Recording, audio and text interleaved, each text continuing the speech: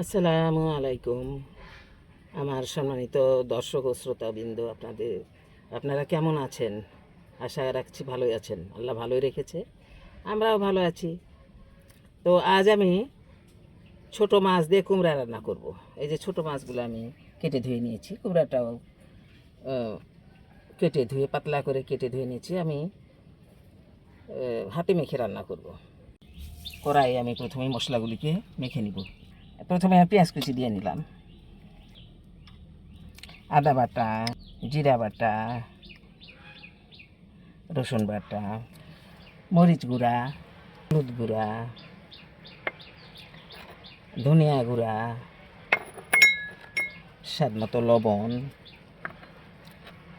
রান্নার তেল। মশলা আমার দেওয়া হয়ে গেছে, এখন আমি মাখিয়ে নিচ্ছি। মশলাটাকে মাখিয়ে নেব, তার মাছটা মেখে নেব।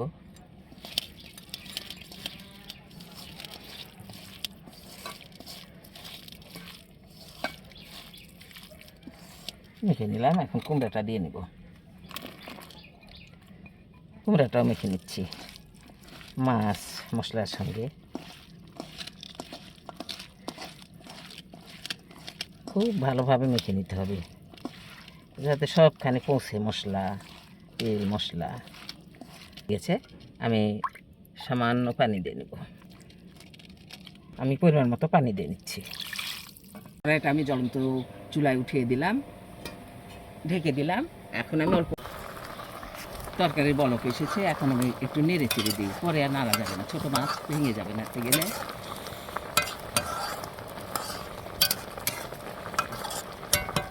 ঢেকে দিলাম। এই যে মাছের তরকারিটা আমার হয়ে গেছে, আমি টেস্ট করে দেখলাম লবণ টবণ সব ঠিকঠাক। এখন আমি নামিয়ে নেব। এই যে কুমড়া দিয়ে ছোট মাছের তরকারিটা আমার হয়ে গেছে। তো আপনার ইচ্ছা করলে এইভাবে কুমড়া দিয়ে রান্না করে খেতে পারেন, বেশ ভালো লাগবে। আপনারা সবাই ভালো থাকবেন, সুস্থ থাকবেন। আল্লাহ হাফিজ।